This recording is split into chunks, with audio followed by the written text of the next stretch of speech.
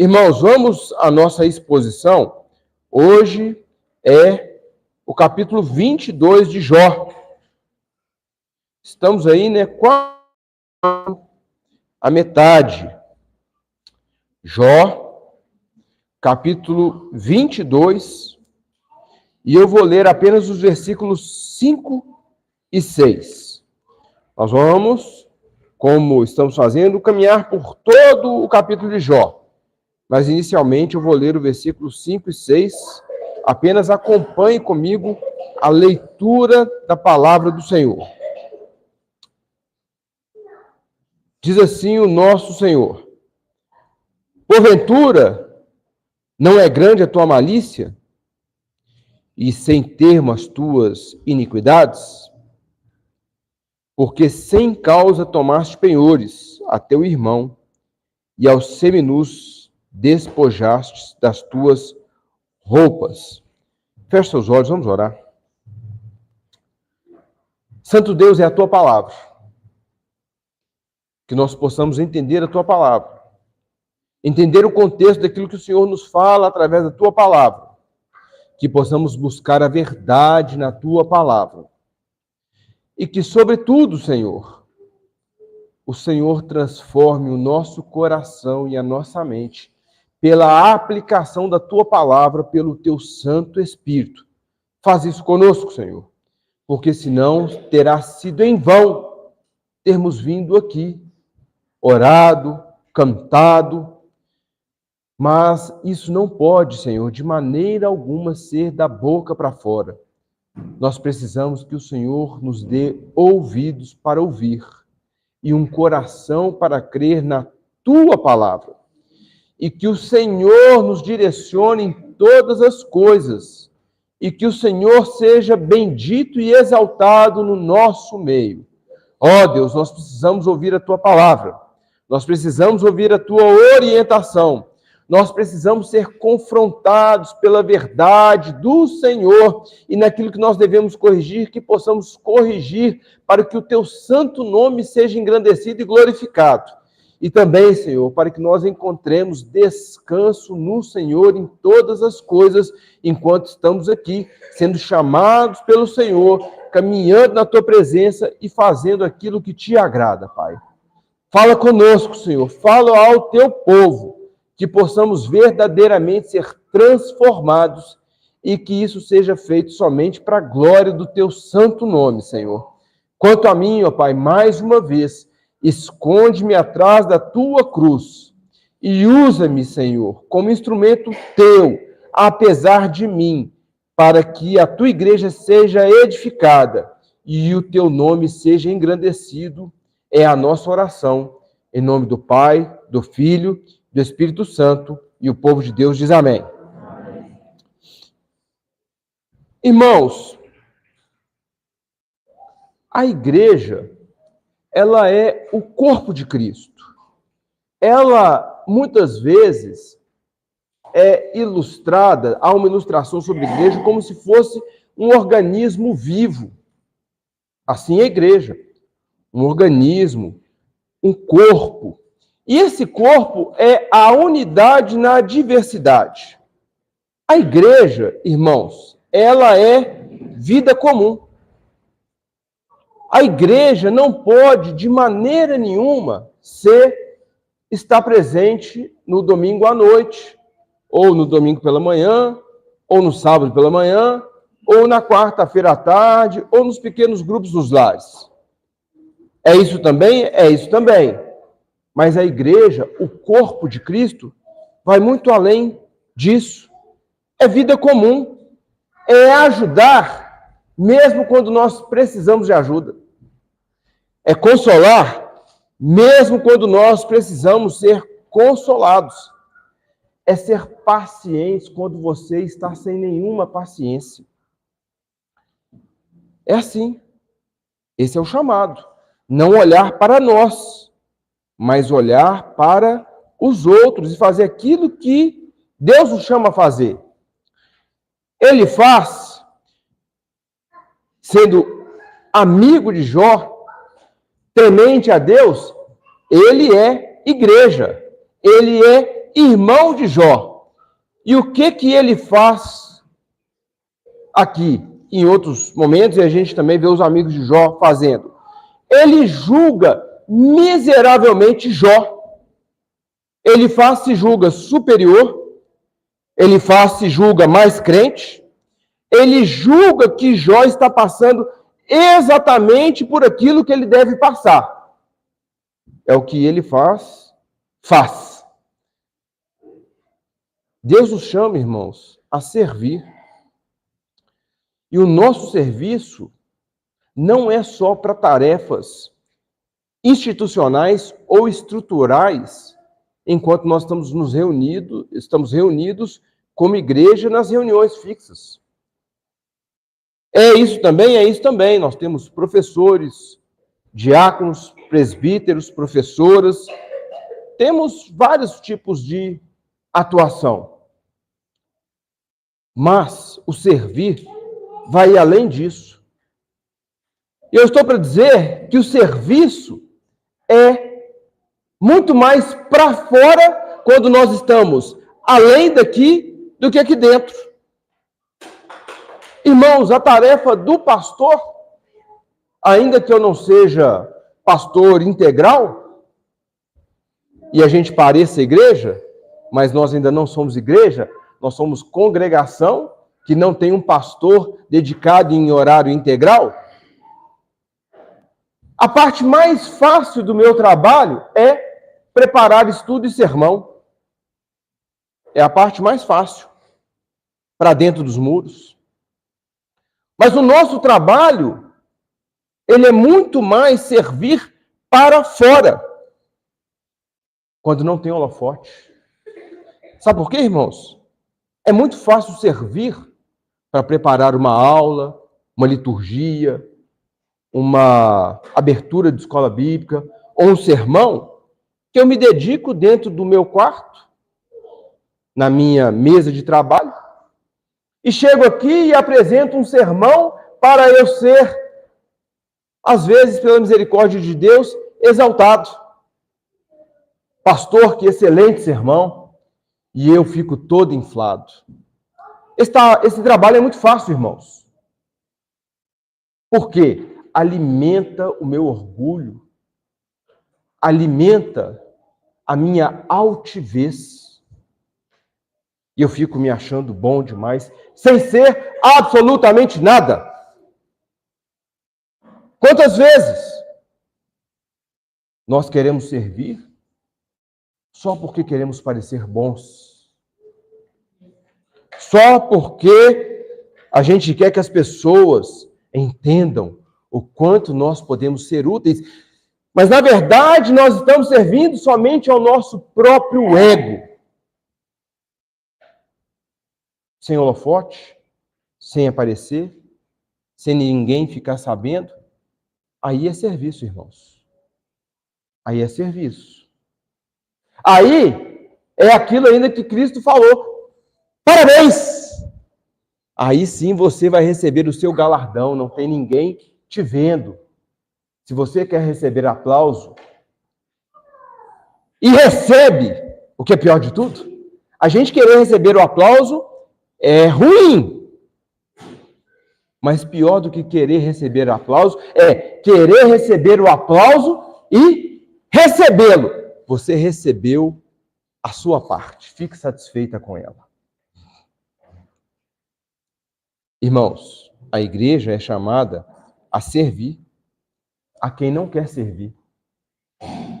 A igreja é chamada a servir quando não concorda com a outra parte.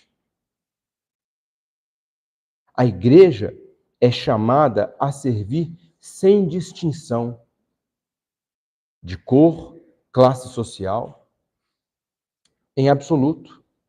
A igreja é chamada a servir sem julgamento precipitado, porque normalmente o julgamento precipitado ele é enganoso. E é exatamente isso que está acontecendo nesse capítulo. Ele faz de Temã. E por que o escritor ele faz questão de falar novamente? Ele faz o temanita. ele faz questão de falar, olha, ele faz essas referências várias vezes, olha, o temanita, nesse caso aqui, é porque Temã era uma terra conhecida pela sua sabedoria. Os homens sábios que haviam naquele lugar. Jeremias 49:7 diz assim, a respeito de Edom, assim diz o Senhor dos Exércitos, acaso já não há sabedoria em Temã? Porque é o que se esperava, de Temã devem vir homens sábios, homens que temem a Deus, porque o princípio da sabedoria verdadeira é o quê? O temor a Deus. Já pereceu o conselho dos sábios? É o que Jeremias diz. Desvaneceu-se-lhe a sabedoria?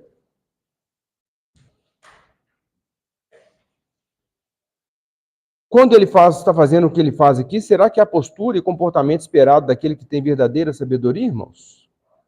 É mais ou menos o crente. Nós estamos vivendo e fazendo aquilo que se espera de um crente? Sincero e honestamente?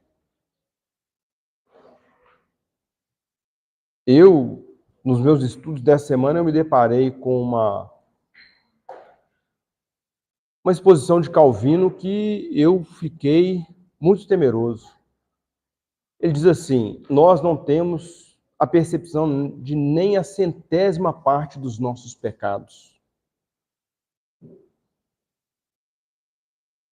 E eu falei, é verdade. O quanto que eu tenho olhado para mim, para que pelo menos a 100ª parte daquilo que eu desejo, daquilo que está no meu coração pecaminoso, ainda que habite o Espírito Santo e eu não sou entregue à escravidão do pecado, eu tenho percepção. Isso deve nos chamar muita atenção, irmãos. Ele faz aqui, ele está julgando, acusando falsamente Jó. É o que nós vemos nessa parte. É o que nós fazemos muitas vezes. Por isso que o temanita, ele não age como alguém de Temã. Por que o crente, muitas vezes, não faz aquilo que deve fazer aquele que é crente? E esse é o último discurso de Elifaz. E ele demonstra quem ele é. Naquilo que ele faz, fala. Naquilo que ele age, ele não mostra quem é Jó. Ele mostra, na verdade, quem ele é. Os nossos pensamentos, as nossas ações, as nossas palavras, as nossas negligências, elas falam, irmãos, de nós muito mais do que dos outros. O problema é o quanto que nós queremos perscrutar o nosso coração para que nós possamos tratar essas coisas. E aqui ele vem e lança de forma raivosa, impetuosa, todo o seu veneno em Jó. O amigo dele, a quem ele foi lá consolar. O irmão da igreja, o crente. Ele vai lá e mostra quem ele é. Ao lançar todo o veneno dele em Jó. Ele conhece a Deus? Conhece. Ele faz a correta aplicação de Deus e daquilo que Deus ensina? Não faz. E é isso que nós precisamos ficar atentos também, quanto a nós. Nós crentes, nós cristãos, precisamos conciliar o conhecimento verdadeiro do verdadeiro Deus com uma prática piedosa na nossa vida. Para quê? Para que a gente não substitua a misericórdia pela maldade contumaz. É isso que ele está fazendo. Nós precisamos ter a correta visão de Deus, a correta visão sobre quem é Deus, sobre o que ele ordenou, e então caminhar como ele nos chama a caminhar. Porque senão, nós substituímos graça pela maldade. E é exatamente isso que nós vemos aqui. É exatamente isso que nós muitas vezes fazemos. E é isso que eu quero, irmãos, que o Senhor nos dê discernimento nessa noite. Sabe por quê? Nós somos bons demais para escutar sermão aplicando para o outro. Mas como que está o nosso coração diante do Deus de toda a glória? O meu desejo, a minha oração, é que esse sermão fale primeiro ao seu coração e a mais ninguém. E que ele esteja verdadeiramente ardendo pelo fogo do Espírito Santo, para que todo mal seja expurgado e que a gente seja renovado na vontade daquilo que Deus tem para nós. E a primeira coisa que nós precisamos entender aqui, que ele erra e acerta muitas coisas. E a primeira coisa que ele faz, erra grosseiramente, é que ele afirma que Deus não se importa. Alguém lê para mim, versículos 2 e 3, por favor.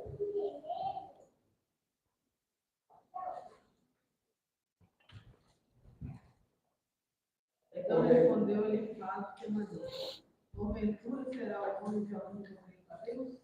Antes o sábio é Saúl a si mesmo. 3, irmã. Ou tem o Todo-Poderoso interesse em que seja justo, ou algum luxo de satisfeito pelos seus caminhos? O que Elifaz está dizendo aí para Jó? Quem você pensa que é para chamar a atenção de Deus? Você acha que vai conseguir chamar a atenção de Deus com o que você está fazendo? Jó, qual que é a sua utilidade para Deus? Baseado no pecado. Se você pecou, você está recebendo justo juízo. E você não serve para nada para Deus. Pode ficar quietinho aí que Deus não se importa. E você não é útil para Deus para absolutamente nada. Deus não ganha nada com você se você fizer o certo. Deus não perde nada com você se você fizer algo errado. Elifaz está afirmando que Deus não se importa. Mas será? Esse, às vezes, irmãos, é um pensamento de não crentes, mas é também um pensamento de muitos cristãos que acham que, às vezes, Deus só se importa com coisas grandes, com coisas grandiosas, e que ele não está atento e prestando atenção a detalhes, e principalmente detalhes particulares da nossa vida. É o que Elifaz diz há muitos e muitos anos atrás, e coisas que às vezes nós repetimos, ou ouvimos e consentimos com essas coisas. Mas esse é um pensamento errado, irmãos. Porque Deus é sim grande, Ele é soberano, Ele é o Todo-Poderoso. Mas quem falou que Deus não quer ser incomodado? Eu já falei com pessoas que, assim, não, vamos orar a Deus, Deus pode, ele não cria, né? Ele era romanista, não cria em Deus. Como se diz, romanista, que já é ruim, não praticante. Aí eu não sei o que é pior, ser romanista praticante ou ser romanista não praticante. As duas coisas são ruins. Aí eu falei com ele do trabalho e evangelizava e tal, mas um homem de dura serviço. Eu falei, vamos orar a Deus, vamos colocar isso diante de Deus. Aí ele falou comigo, você acha que eu vou incomodar Deus com essas coisas? A mulher dele estava doente, passando por muitos problemas. Eu falei, rapaz, o que é isso? Deus nos chama a colocar isso diante dele. Eu falei, não vou preocupar, não vou incomodar Deus com essas coisas. Como assim? Mas nós precisamos nos lembrar, irmãos, que você e eu demonstramos dependência e confiança naquelas coisas que nós fazemos e não oramos. Não pedimos a Deus e não agradecemos a Deus. A confiança, ela é verdadeiramente demonstrada naquelas coisas mínimas que nós enganamos a nós mesmos, achando que podemos fazer pela força do nosso braço. Levantar, trabalhar, preparar o almoço, comer, sair, voltar, ir. Coisas que nós fazemos todos os dias. Entrou no automático. Só que a verdade é que nós só fazemos isso porque Deus nos concede a capacidade, o poder, a potência, o potencial para fazer. Caso contrário, nós não faríamos de maneira alguma. São justamente as coisas pequenas que nós mostramos a Deus a nossa confiança. E eu uso esse exemplo continuamente com os irmãos. Quando acontece algo que foge ao nosso controle, quando é um diagnóstico terrível, aí todo mundo corre a Deus. Todo mundo ora. Mas e nas pequenas coisas? É aí que nós mostramos se o nosso coração é verdadeiramente piedoso. No cotidiano, nas coisas do dia a dia. Abra comigo Filipenses 4:6. Quem encontrar pode ler, por favor.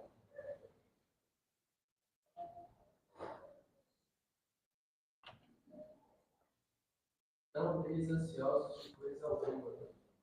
Em tudo, porém, sejam conhecidas diante de Deus as vossas petições, pela oração e pela súplica com ações de graça. Então, irmãos, isso é um remédio para todo tipo de ansiedade, todo tipo de aflição, mas a minha aplicação primeira aqui hoje é para aquele coração altivo que acha que não precisa de colocar pequenas coisas diante do Senhor. E o Senhor fala através do apóstolo Paulo aqui o seguinte: não andeis ansiosos de coisa alguma, absolutamente nada. Ao contrário, muito ao contrário, tudo seja conhecido diante de Deus. Através de quê? Petições. Então a gente coloca a nossa petição, a súplica, como eu também tenho dito com frequência aos irmãos, o suplicante é aquele que não tem absolutamente nada para dar em troca ao Deus de toda glória. Ele chega a Deus como quem nada tem a oferecer, absolutamente nada. E esse é o nosso lugar, irmãos. Porque quando nós somos orgulhosos e altivos, a gente não faz isso. Então isso é um remédio. E aí nós devemos perseverar nisso aqui até que seja uma verdade no nosso coração. E pela oração, ações de graças e exercício de piedade, o Senhor vai trabalhando em nossos corações enquanto nós colocamos essas coisas diante dele. De forma diligente. A nossa devoção, irmãos, a nossa confiança e dependência, ela é demonstrada, deve ser demonstrada pelo crente todos os dias. Todos os dias. O nosso Deus, irmãos, ele é grande. Não há dúvida disso, de maneira alguma. Mas nós precisamos nos colocar diante dele como aquele que se importa. Olha comigo aí o Salmo 113. Novamente, foi o salmo que nós usamos na liturgia. Nós vamos passar por ele novamente. Salmo 113, primeiro verso 5. Alguém leia para mim, por favor.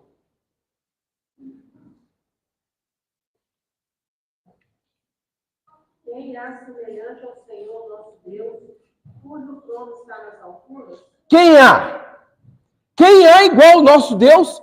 Absolutamente ninguém.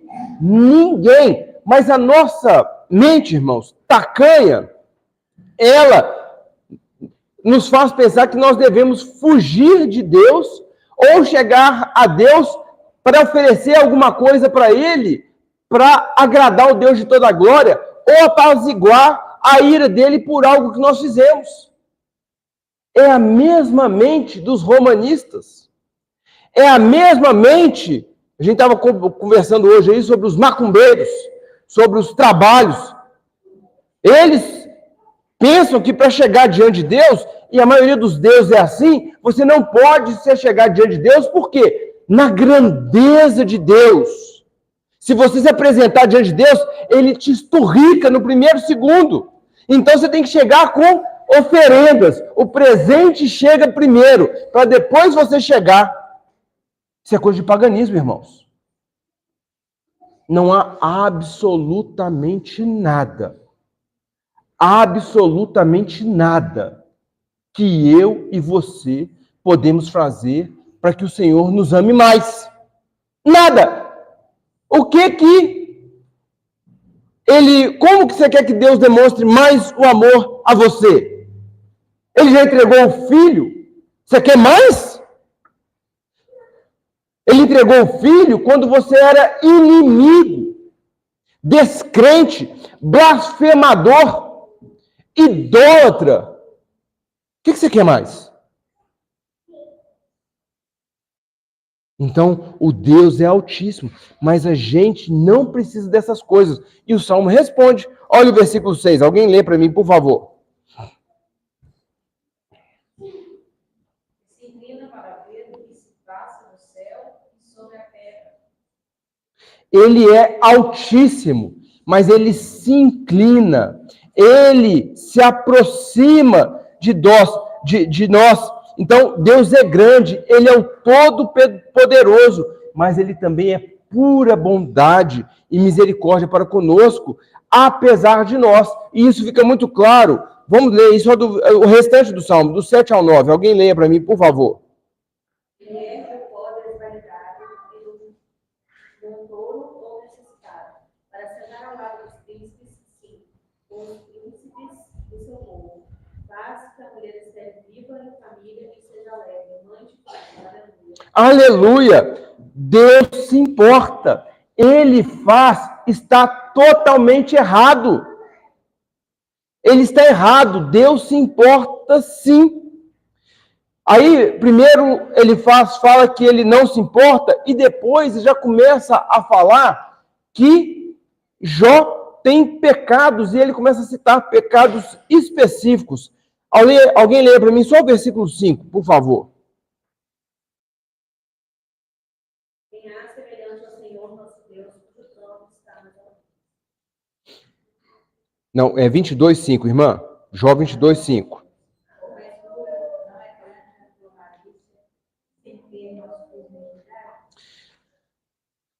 Ele começa a acusar injustamente Jó. Por quê? Ele está preocupado com a conclusão que ele chegou. Ele está preocupado em defender a tese construída pela teologia dele e dos amigos. Ele nesse momento aqui, ele não tem compromisso com a verdade. Ele não tem compromisso real com Deus e com a palavra. Ele tem um compromisso com ele mesmo, porque ele montou uma tese da teologia retributiva e quer defender essa tese. Irmãos, ele já tirou as próprias conclusões e repreende duramente Jó por coisas que ele não fez. E ele e os amigos, em absoluto, não ouviram Jó. É mais ou menos quando eu ou qualquer outra pessoa vai discutir com você acerca de um assunto que você já tem um conceito estabelecido sobre aquilo. Então você está certo daquilo que você crê. E aí, qual que é o primeiro ponto? Nós não conseguimos, em primeiro lugar, suspender o juízo, ouvir aquilo que está sendo dito, entender, prescrutar, para depois avaliar se aquilo que nós cremos está certo ou se está errado. É assim. Irmãos, eu, como pastor reformado, e como alguns dizem por aí, como é que é? Polêmico. Mas não é polêmico, não. É só para artifício retórico para ajudar as coisas a entrar na cachola. As pessoas, antes de querer entender, querem discutir. Eu sou assim também. Nós somos assim. Então, quando nós vemos algo e tiramos as nossas conclusões, Nós já queremos colocar aquilo para fora e, com dura serviço, nós não aceitamos o contraditório. E a melhor coisa que nós temos, irmãos, é ouvir o contraditório, meditar no contraditório, comparar com aquilo que nós pensamos ou ouvimos falar, que é pior. Então a gente busca o caminho. Não é o caminho do meio, não. O caminho certo, conforme a orientação do Senhor, conforme a direção do Espírito Santo sobre as nossas vidas. Ele faz aqui, irmãos, a partir do versículo 5, ele tirou as próprias conclusões e não quer nem saber. E ele começa a repreender Jó, citando pecados específicos que Jó não cometeu. O amigo não ouviu Jó em momento nenhum e simplesmente, a partir dessas hipóteses que ele colocou na cabeça dele, ele começa a atacar Jó de forma objetiva. Versículo 5, o que ele está falando aí? Nós já lemos, é grande a sua malícia e sem termo, inumeráveis os seus pecados. É grande a malícia de Jó? Inumeráveis os seus pecados? Aí ele começa a falar justificar o porquê que ele escreveu isso. Por que ele disse isso? Você roubou irmãos que já eram pobres. Então os irmãos eram pobres, eles ficaram ainda mais pobres e você os roubou. Está falando sobre Jó. Versículo 7 e 8. Você tinha muitas posses, muitas fazendas, muitas coisas, mas negou água e comida para quem tinha sede e fome. Ele acusando Jó. Versículo 9, algo terrível, irmãos. Porque o cristianismo, o ensino de Jesus, o ensino da Bíblia, chama a ter um cuidado com o órfão e com a viúva. Sabe por quê?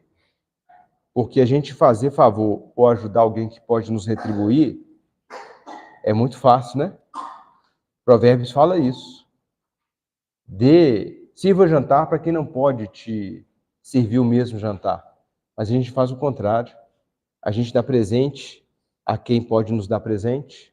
A gente trata bem quem pode nos ajudar em alguma coisa. A gente está prontinho para fazer as coisas para quem vai nos exaltar e pode nos dar alguma coisa em troca. Mas a questão aqui, primariamente, não é o órfão e a viúva. É mostrar o quanto que nós estamos dispostos a servir quando ninguém vai te dar nada em troca disso. Viúva, nós passamos pela exposição de Ruth. Alguém vai dar algum louvor, secularizadamente falando, irmãos do mundo, falando louvor do mundo, para alguém que ajuda viúva, para alguém que ajuda órfão. Nós queremos ajudar vereador, deputado, empresário com dinheiro, aí nós queremos ajudar. Por quê?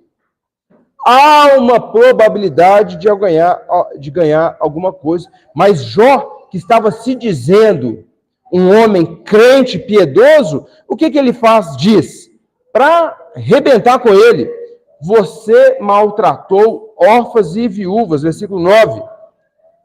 Você maltratou, eles já estavam mal e você acabou de arrebentar com eles. Você é perverso, Jó. É isso que ele está dizendo. E aí, ele conclui de forma brilhante aos olhos dele, no versículo 10 e 11. É por isso que as sombras do vale da morte te cercam. É por isso, Jó. Porque você é pecador. E é grande o seu pecado. É grande a sua iniquidade. E enquanto eu estava vindo para cá, eu ouvi um monte de gente falar por que você está nessa situação. Eu ouvi falar uma série de coisas a seu respeito. E eu estou testificando todas elas, porque não é possível que alguém esteja passando pelo que você está passando, Jó, se você não tiver feito as coisas que as pessoas falaram. Pecado terrível esse aqui, irmãos. Mentira, falsa acusação, está quebrando terrivelmente o 9º mandamento. Mas o compromisso de Elifaz é qual? Provar a tese de teologia retributiva dele. Nada mais. Jó desmontou os argumentos bíblicos de Elifaz e dos outros amigos, um a um, segundo as Escrituras. Mas eles estavam cegos, eles estavam surdos, eles não queriam nem repensar a posição, porque senão eles iam ter que assumir que estavam errados. Ao invés de assumir que eles estavam errados, o que eles fizeram? Eles agiram com mais violência. Todos os amigos, e ele faz agora, no último, é a última jogada dele, é a última oportunidade ele faz. Ele vai e põe todo o veneno dele, toda a violência dele contra Jó. Não é sobre Elifaz, irmãos. É sobre nós. Quantas vezes nós somos assim? Quantas vezes nós tiramos conclusões de ouvir falar porque alguém falou, alguém disse alguma coisa e eu fiquei sabendo? Quantas vezes, diante de falsas conclusões e falsas acusações, nós achamos melhor e mais fácil permanecer no erro, insistir na posição errada, ao invés de assumir as nossas falhas, voltar atrás, pedir perdão. Tem uma coisa que eu digo, irmãos, para minha, na igreja, mas para minha equipe de trabalho, sempre, a melhor distância entre 2 pontos é uma linha reta. É uma linha reta. Irmãos, é impressionante como que numa igreja pequena como a nossa, eu vejo continuamente pessoas falando com alguém, que vai falar com alguém, que vai falar com alguém, porque de repente desse alguém chega ao pastor. Inclusive através de oficiais, sendo que ninguém conversou com ninguém. Isso é fofoca, isso é maledicência. Isso é a quebra do 9º mandamento. Mas é porque nós não somos capazes de prescrutar o nosso coração verdadeiramente. Porque isso nos faz voltar atrás, assumir o erro, pedir perdão. Pedir perdão. Nós precisamos ter muito cuidado, irmãos, ao acusar os nossos irmãos sem provas ou só com aquilo que nós ouvimos falar. Elifaz não para por aí. Ele acusa Jó de Jó pensar que Deus não tem conhecimento dos seus pecados. Alguém lê para mim o versículo 13, por favor, só o versículo 13, de Jó 22.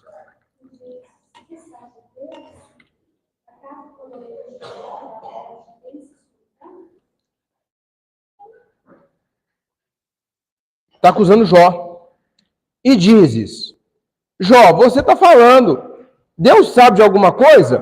Porque Jó, irmãos, o que ele está fazendo? Ele está alegando inocência o tempo todo.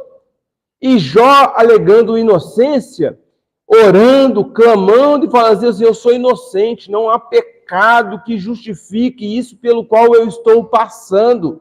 Eu sou inocente e Deus não fala comigo. Onde está Deus? Eu sei que há um Deus, eu sei que ele vai se levantar, eu sei que Deus é por mim, mas eu não tenho visto o agir de Deus, eu estou aqui passando por essas coisas. Aí Elifaz fala com ele, ô Jó, você está afirmando inocência, mas você acha que Deus não viu essas coisas que você fez e eu acabei de falar? É o que Jó está falando, é o que Elifaz está falando com Jó. Ô Jó, você está alegando inocência? Mas esses pecados gravíssimos e terríveis, você acha que Deus não viu? Você cometeu e Deus viu. Não adianta você clamar a Deus achando que Deus não vê, que Deus não está vendo o que está sendo feito de errado. Só que Jó, volta um pouquinho, irmãos, no capítulo 21, 22. Jó havia dito que absolutamente nada pode ficar escondido de Deus. Foi o que Jó disse. E ele está falando exatamente o contrário. Leiam para mim, por favor, quem quiser. Jó 21, verso 22. Alguém ensinará a ciência a Deus? A ele que julga. Quem pode ensinar ou falar, ou ciência no sentido de conhecimento, pode dar conhecimento a alguma coisa a Deus? Ele sabe de tudo, ele está acima de todos, ele julga as próprias criaturas celestiais. É o que Jó está falando. Ele vê tudo, ele sabe de tudo, e o julgamento está na mão dele, de todos, inclusive dos anjos. Mas ele faz estar surdo, irmãos. E aí, contende com Jó. Ô Jó, você está achando que Deus não sabe de nada? Você acha que Deus, Jó, do alto dos céus, tem as nuvens e ele não consegue ver aqui embaixo? Eu tenho para mim que ele está sendo irônico ainda, irmãos, como nós geralmente somos também. Quando alguém nos confronta naquilo que nós estamos errados, muitas vezes uma das nossas saídas é o sarcasmo, a ironia. Eu tenho para mim isso. Para mim, ele está sendo irônico aqui. Ele diz que Deus não se importa com o homem. Logo, Deus não se importa com Jó. Ele está falando que Jó praticou pecados terríveis, cometeu muitos pecados. E que esses pecados estão sendo punidos por Deus, porque Deus tudo vê. Então, ele está sendo punido adequadamente e corretamente. Segundo esse entendimento que ele faz, o silêncio de Deus é porque Jó já está sendo justamente castigado, justamente punido, e não precisa de nada ser explicado. Não há absolutamente nada que precisa ser dito. O que está acontecendo é isso mesmo. Tem que ser desse jeito e acabou. Não tem mais nada para ser falado, para ser dito. E aí, baseado nisso, ele faz um sermão maravilhoso. Um sermão excelente para a pessoa errada. Ele faz uma leitura aqui toda controversa e depois ele faz um apelo, um sermão apelando ao arrependimento. É um apelo profundo, correto teologicamente, adequado, irmãos, nos seus detalhes. Mas um problema só, entre aspas, para Jó. Alguém lê para mim do versículo 21 ao 30, por favor.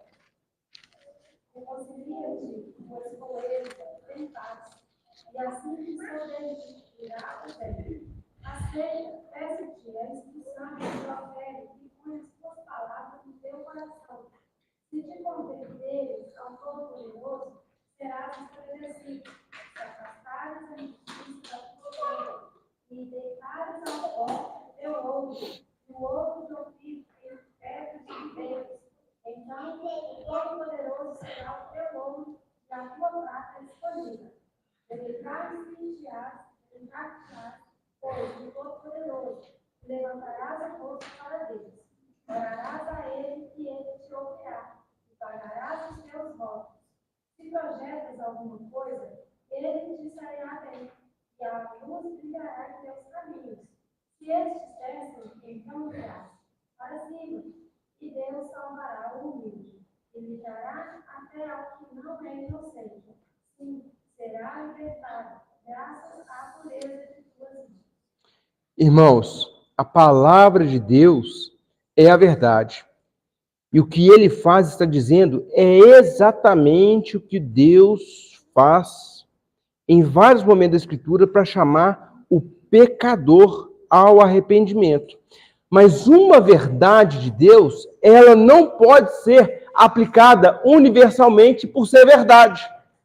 É verdade de Deus? É. Do versículo 21 ao versículo 30, é tudo teologicamente correto, perfeito, nos seus detalhes, tudo acertado, mas não se aplica a Jó. Se aplica a quem deve voltar ao caminho, aquele que está fora do caminho do Senhor e precisa voltar ao caminho do Senhor. É realidade, é verdade para aquele que deve se reconciliar com o Senhor. Então, aquele que está afastado e precisa se reconciliar com Deus. Mas isso se aplica a Jó? Não, absolutamente não. Alguém lê para mim novamente Jó, capítulo 1, verso 8.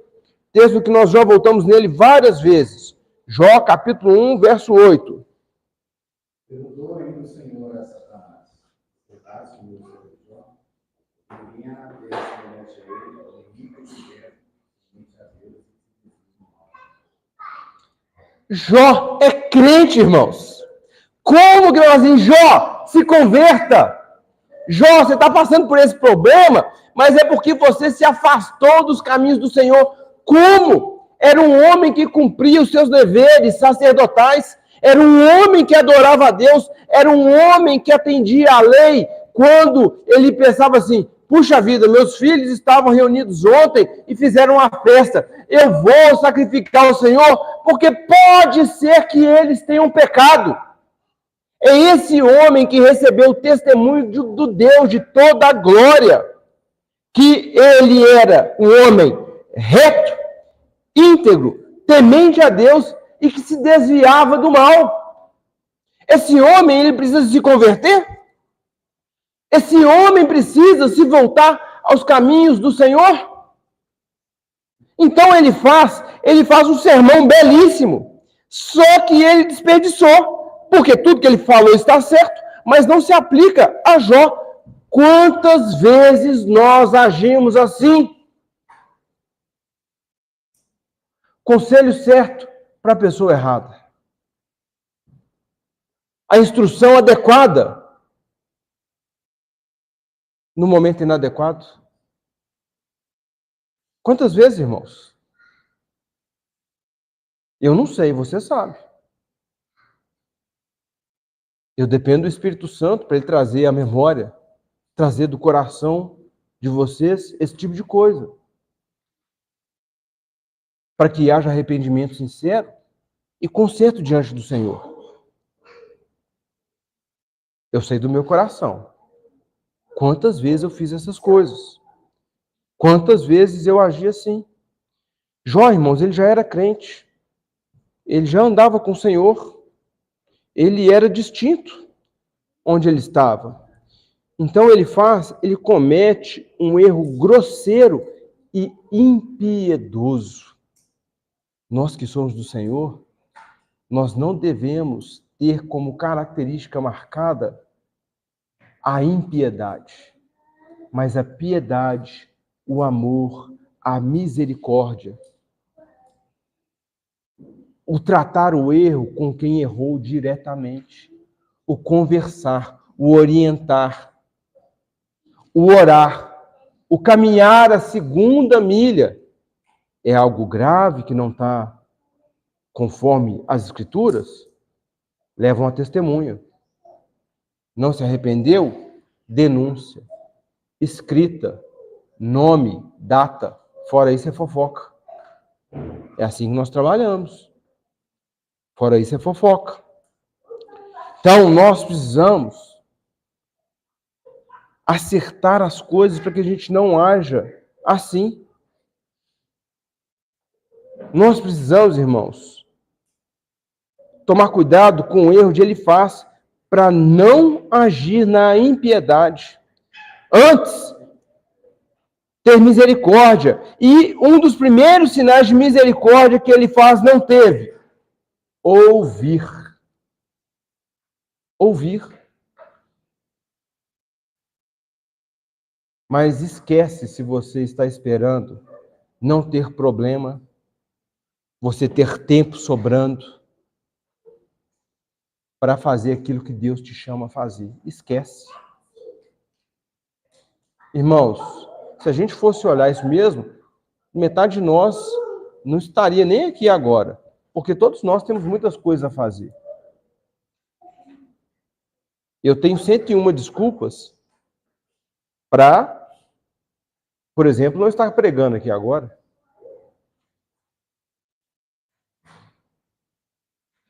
Mas nós vamos escolher dar desculpas ou fazer aquilo que Deus nos chamou a fazer. Esse é um ponto que distingue, irmãos, como que é a nossa religião. Se é uma religião para atender uma necessidade social por onde nós andamos, ou se é um coração verdadeiramente piedoso que honra e engrandece o Senhor. Sendo o coração que honra e engrandece o Senhor, a primeira coisa que nós devemos fazer é ouvir. Nós precisamos ouvir, irmãos. Elifaz deveria ter ouvido tudo aquilo que ele foi aconselhar. Ele foi aconselhar. Da onde que ele tirou todos esses pecados que Jó fez? Eu estou conjecturando, tá, irmãos? Porque eu não sei, a palavra não diz. Mas alguém falou isso para ele, é o que eu penso. Em algum momento, alguém falou isso para Elifaz. E ele simplesmente não ouviu. Ele falou assim, ô Jó, vem cá, Jó. Eu ouvi dizer que você fez isso e fez isso. É verdade, Jó? Vocês se lembram de ter lido isso do capítulo 22 para trás? Nós não lemos isso, ele não falou isso. Em nenhum momento ele perguntou a Jó.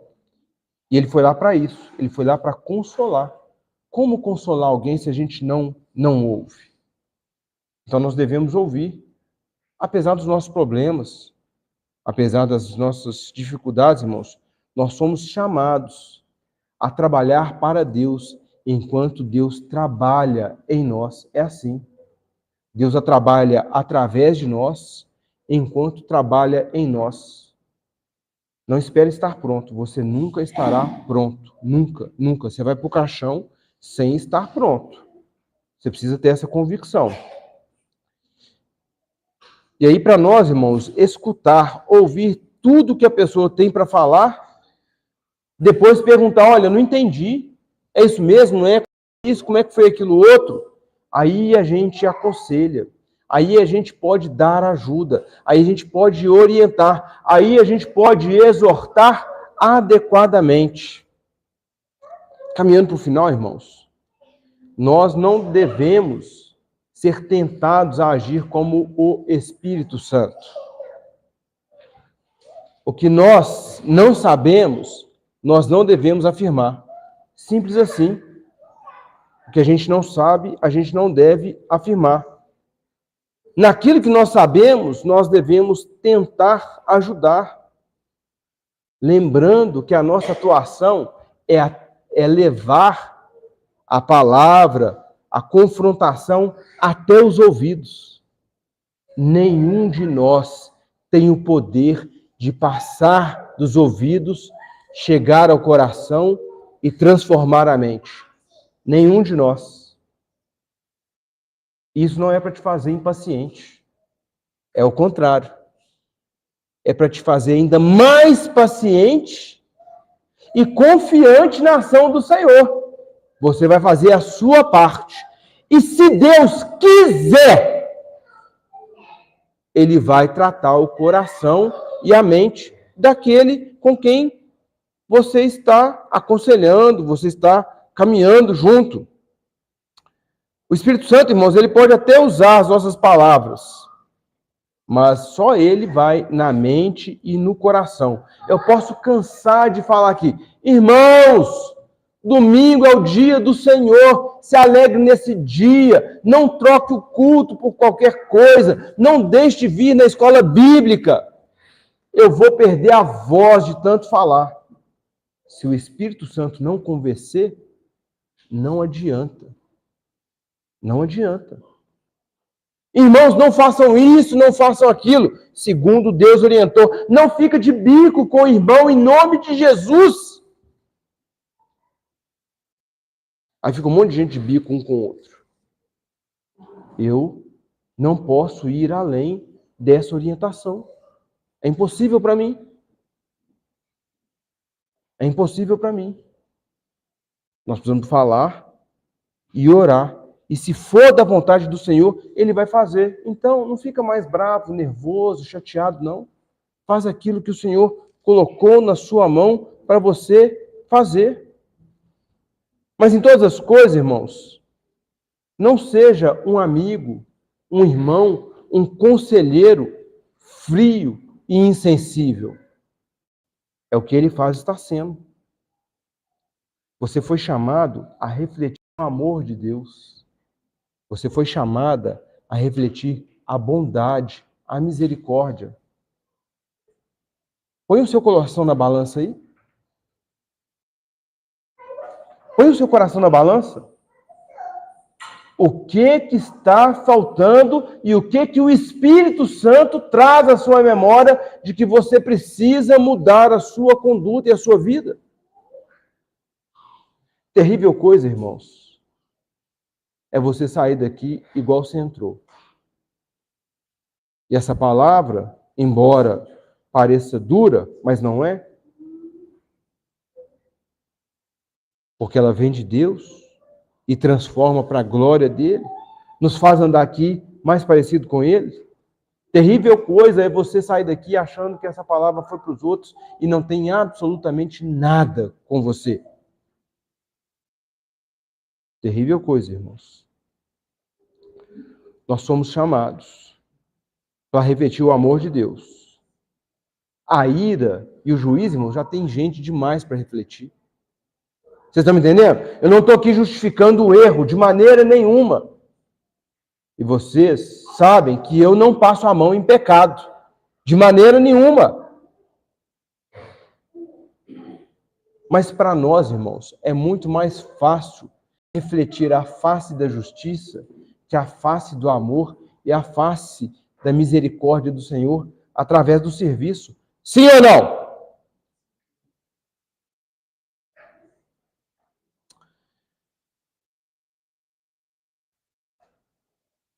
Reflita o amor de Deus, é isso que importa. É isso que importa como igreja, irmãos. O Senhor usa muitas pessoas, irmãos, para nos ajudar. São muitos os instrumentos, mas em todos eles deve-se confirmar a Cristo como nosso verdadeiro refúgio e consolo no sofrimento. De todos os instrumentos, de todos os meios, de todos os consolos que são muitos o Senhor nos dá, eles todos devem apontar para Jesus Cristo, nosso Senhor. Por quê? Jó sofreu? Sofreu. Jesus sofreu mais. Jó foi caluniado? Foi. Jesus foi mais. Jó foi traído pelos amigos? Foi. Jesus de forma terrível, muito mais grave. E Jesus, diz a Escritura, que ele é o nosso sumo sacerdote. Ele verdadeiramente sabe o que é sofrer e se compadece de nós. Então, em todos os instrumentos e todos os confortos, eles devem ser uma ponte que nos leva a Cristo Jesus. Olha o que está escrito em Hebreus, versos 14 e 15. Tendo, pois, a Jesus, o Filho de Deus, como grande sumo sacerdote, que penetrou os céus, conservemos firmes a nossa confissão, porque não temos um sumo sacerdote que não possa compadecer-se das nossas fraquezas. Antes, foi ele tentado em todas as coisas, a nossa semelhança, mas sem pecado. Irmãos, que nós possamos ser como Jesus para aqueles que precisam. Que possamos buscar e esperar em Jesus pela graça de Deus, não por aquilo que nós possamos fazer. Que a gente possa esperar e buscar consolo e direção para aquilo que nós precisamos no nosso tempo de peregrinação, que é verdadeiramente um tempo de aflição. Fique de pé no seu lugar, vamos orar.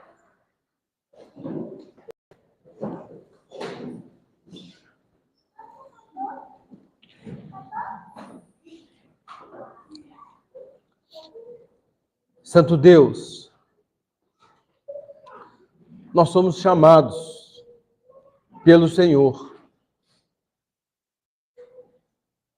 a exalar o teu bom perfume sobre a face da terra. Nos ajuda nisso, Senhor. Apesar de nós. Nos ajuda a ajudar quando nós precisamos ser ajudados. Nos ajuda a consolar quando nós precisamos ser consolados. Nos ajuda a ter paciência com os impacientes. Nos ajuda a caminhar segunda milha. Nos conduz, Senhor, pelo Teu Espírito Santo, a Te amar verdadeiramente. Porque só Te amando verdadeiramente, nós vamos servir ao Senhor, servindo a igreja por amor.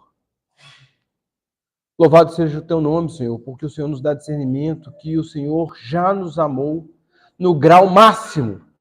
Não há nada para nós fazermos para sermos mais amados. O Senhor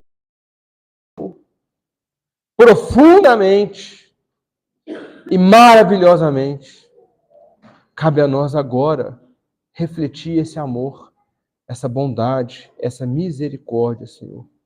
Cabe a nós agora, Senhor, nos agarrar a Ti no nosso tempo de aflição. Porque ainda que com pouco tempo, ainda que com muitas lutas, ainda com várias dificuldades, é assim que o Senhor nos chama a servir ao Senhor, servindo a Tua igreja. E isso é muito mais do lado de fora, Senhor. Quando ninguém está vendo. Mas que seja assim mesmo, Senhor. Porque o Senhor que vem em secreto, um dia há de nos exaltar publicamente para engrandecimento do Teu santo nome. Perdoa os nossos pecados, perdoa a nossa altivez, perdoa o nosso orgulho, perdoa o nosso egoísmo, perdoa a nossa autossuficiência, perdoa o nosso desejo de querer só ser servido e não servir. E nos ajuda, Pai, cada vez mais a ser igreja, para a glória e louvor do Teu santo nome. É o que nós clamamos a Ti, no nome do Teu Filho amado, Jesus. Amém.